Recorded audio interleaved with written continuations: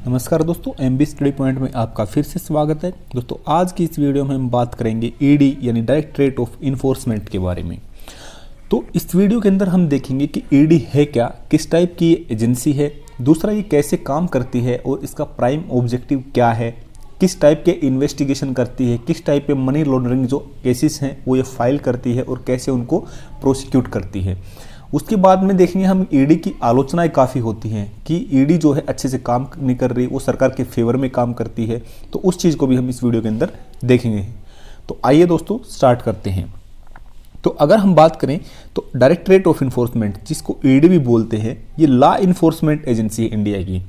और किस टाइप के लॉ अगर देखें ये इन्फोर्स करती है तो इकोनॉमिक एंड फाइनेंशियल रिलेटेड जो मैटर होते हैं उनके लो ये इन्फोर्स करती है। ईडी इस टाइप के केसेस से डील करती है कि किसी की इनकम कितनी है और वो इनकम उसको कहाँ से प्राप्त हुई है। कहीं वो इलीगल रूप से पैसा तो कोई नहीं कमा रहा है, चाहे कोई भी इंडिविजुअल है। उसका हम मेन फोकस देखें ईडी का, तो ईडी का फोकस रहता है किस टाइप के ऑफेंसेस से डील करना, कि कोई मनी लॉन्ड्रिंग के केसेस से या फॉरेन एक्सचेंज वायलेशन से। मनी लॉन्ड्रिंग का मतलब होता है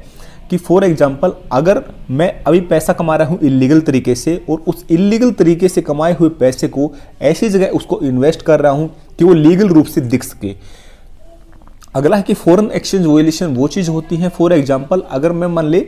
अपने पैसे को फॉरेन करेंसी में कन्वर्ट करके अपने पास रख रहा हूं या क्रॉस बॉर्डर इसकी जो है ट्रांजैक्शन कर रहा हूं इलीगल रूप से बिना सरकार को इन्वॉल्व किए हुए, मतलब कि दूसरी कंट्री से मैं लेन देन कर रहा हूं या तो अपना पैसा वहां डिपॉजिट कर रहा हूं या वहां की करेंसी में एक्सचेंज कर रहा हूं या वहां पे कोई फंडिंग कर रहा हूं बिना सरकार को इन्वॉल्व किए, और उसका फॉरेन एक्सचेंज रेगुलेशन एक्ट जो है उसका मैं वोलेशन कर रहा हूं। तो ईडी जो है इन टाइप के केसेस से डील करती है। मुख्य रूप से इसका फोकस ये रहता है कि हमारे जो फाइनेंशियल क्राइम जो है, कि फाइनेंस से रिलेटेड जो क्राइम होते हैं उनसे ईडी डील करती है। तो ये department of revenue, ministry of finance का एक पार्ट है। हालांकि है तो इंडिपेंडेंट एजेंसी, इसको काफी पावर दी गई है, लेकिन ये क्या है कि सीधे फाइनेंस मिनिस्टर को रिपोर्ट करती है। अगर हम अच्छे से देखें कि ईडी कैसे काम करती है, तो ईडी क्या है, फाइनेंशियल से रिलेटेड जो एक्टिविटियां होती हैं उनके ऊपर नजर बना के रखती है और ये इस चीज को इंश्योर करती है कि लोग जो हैं अपने जो बिजनेस से रिलेटेड या फाइनेंशियल ट्रांजैक्शन में जो है गवर्नमेंट की गाइडलाइन और रूल को फॉलो कर रहे हैं। आपकी जो इनकम के सोर्स हैं वो आपको गवर्नमेंट को बताने पड़ेंगे, सो दैट कि ऐसा ना हो कि आप इलीगल रूप से पैसे कमाते रहो और सरकार को उसका पता ही ना चले। तो ईडी क्या है, इस चीज को इंश्योर करती है। अगला, अगर दूसरा उसको ईडी को दिखता है कि कोई इलीगल रूप से पैसे कमा रहा है और उसको प्रेजेंट ऐसे कर रहा है, उसको मतलब कि इलीगल रूप से कमा करके उसको री इन्वेस्ट कर रहा है किसी दूसरी जगह पे, इस टाइप से उसको दिखाने की कोशिश कर रहा है कि वो लीगली रूप से ही पैसे कमा रहा है। फॉर एग्जाम्पल अगर किसी ने लिकर की स्मगलिंग से पैसा कमाया इलीगल रूप से और बाद में उसने इन्वेस्ट कर दिया उसको प्रॉपर्टी के अंदर, उसने जो प्रॉपर्टी के अंदर अगर इन्वेस्ट किया तो उसके बाद क्या है, उसका पैसा लीगली रूप में तो कन्वर्ट हो गया, उसके हिसाब से तो लोगों को ये लगेगा कि वो जो है प्रॉपर्टी के अंदर इन्वेस्ट करके और उसका लेन बेच करके या फिर अच्छी जगह अपना कुछ मार्केट एस्टेब्लिश करके तब पैसे कमा रहा है। लेकिन वो कमा रहा है कहां से, लिकर की स्मगलिंग करके, दारू की स्मगलिंग करके। तो ईडी क्या है कि इस टाइप के केसेस को क्या करती है, इन्वेस्टिगेट करती है, और जहां पे उसको सस्पिशियन ऐसा कुछ महसूस होता है, कुछ शक होता है कि इलीगल मनी ट्रांजैक्शन हो रहा है, तो वहां पे क्या है कि वो मनी लॉन्ड्रिंग से रिलेटेड जो केस फाइल करती है और बाद में उसको प्रोसिक्यूट करती है। अब मनी लॉन्ड्रिंग इसके अंदर क्या होता है, आइए उसको देखते हैं। मनी लॉन्ड्रिंग ये होता है जब कोई आदमी ऐसे काम करता है कि इलीगल रूप से वो पैसा कमाए और उसको इस टाइप से प्रेजेंट करे दूसरी जगह इन्वेस्ट कर करके कि वो लीगली रूप से दिखने लगे। मनी लॉन्ड्रिंग के अलावा ईडी इन टाइप के केसेस से देखती है कि कोई फॉरेन एक्सचेंज वायलेशन तो नहीं हो रहा है। फॉरेन एक्सचेंज वायलेशन में ये होता है कि हम अगर अनऑथराइज्ड रूप से जो है पैसे को ट्रांसफर करते हैं या फॉरेन करेंसी को होल्ड करते हैं बिना सरकार की परमिशन के, बिना सरकार को इन्वॉल्व किया, अगर हम क्रॉस बॉर्डर एक देश से दूसरे देश अगर अपने पैसे का ट्रांजैक्शन कर रहे हैं या फॉरेन की करेंसी में अपने पैसे को एक्सचेंज करवा के उसको होल्ड कर रहे हैं, तो ये सब फॉरेन एक्सचेंज वायलेशन होता है। इस टाइप के काम अक्सर वो लोग करते हैं जो ब्लैक मनी जिनके पास होती है या जो इलीगल रूप से पैसा कमाते हैं। ईडी को इतनी पावर है कि इन ऐसे केसेस के अंदर इन्वेस्टिगेशन करने की, उनके ऊपर मुकदमा चलाने की, उनकी जो संपत्ति है, जो इनकम है उसको सीज करने की, उसको सरकार के अंदर अटैच करने की। अगर हम ईडी के ओरिजिन की बात करें कि ईडी को कैसे एस्टेब्लिश किया गया था, तो 1 मई 1956 को एक एनफोर्समेंट यूनिट को बनाई गई थी और जिसको जो है डिपार्टमेंट ऑफ इकोनॉमिक अफेयर के नाम दिया गया था। और उसको उस टाइम पे बनाया गया था किस चीज से डील करने के लिए, फॉरेन एक्सचेंज वॉयलेशन से डील करने के लिए। जो हमारा फॉरेन एक्सचेंज रेगुलेशन एक्ट 1947 था, उससे रिलेटेड जो केसेस होते हैं उनसे डील करने के लिए उसको एस्टेब्लिश किया था। 1957 के अंदर ये जो यूनिट बनी थी डिपार्टमेंट ऑफ इकोनॉमिक अफेयर, इसको रीनेम कर दिया गया ईडी के नाम से, इन्फोर्समेंट डायरेक्टरेट इसका नाम 1957 में पड़ा। और अगर इसके एस्टेब्लिशमेंट का अगर हिस्ट्री देखें तो 1 मई 1956 को ये हुई थी। अभी हम देखेंगे इसका ऑब्जेक्टिव इसका क्या है ईडी का, मतलब ईडी किस लिए काम करती है। तो ईडी जो है ये इसके अंदर जनरली 3 इसके एक्ट हैं, तो ईडी उन 3 एक्ट को अच्छे से इंप्लीमेंट करवाने के ऊपर काम करती है। सबसे पहला एक्ट है फॉरेन एक्सचेंज मैनेजमेंट एक्ट 1999, जिसके अंदर हमने बताया था कि कोई आदमी जब फाइनेंशियल ट्रांजैक्शन, अगर क्रॉस बॉर्डर फाइनेंशियल ट्रांजैक्शन करता है बिना सरकार को इन्वॉल्व करते हुए, तो उसको क्या फॉरेन एक्सचेंज मैनेजमेंट एक्ट के अंदर वॉयलेशन के रूप में देखा जाता है। दूसरा, अगर वो क्या है कि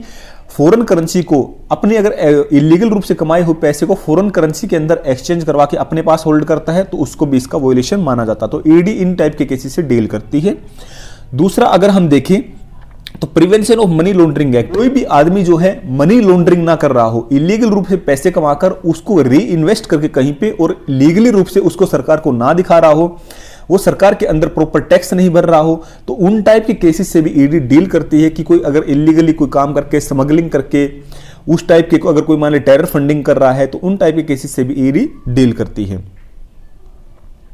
अगला क्या कि फ्यूजिटिव इकोनॉमिक ऑफेंडर एक्ट 2018 ये कहता है कि फॉर एग्जांपल अगर कोई आदमी यहां पे जिसके ऊपर मनी लॉन्ड्रिंग का केसेस फाइल हुआ है और अगर वो भगोड़ा हो जाता है, मान लो कि वो भाग जाता है दूसरी कंट्री के अंदर, अगर वो शरण ले लेता है, तो ईडी को पूरे राइट है कि उसकी संपत्ति को, उसकी इनकम को, जो यहाँ पे उसकी प्रॉपर्टी है, उसको सरकार के अंदर अटैच करने का, उसके ऊपर मुकदमा चलाने का, इसके अलावा इंटरनेशनल पुलिस ऑर्गेनाइजेशन से डील करके उसको वहां से यहाँ पे लेके आने का। तो ये सारे काम जो है ईडी ही देखती है।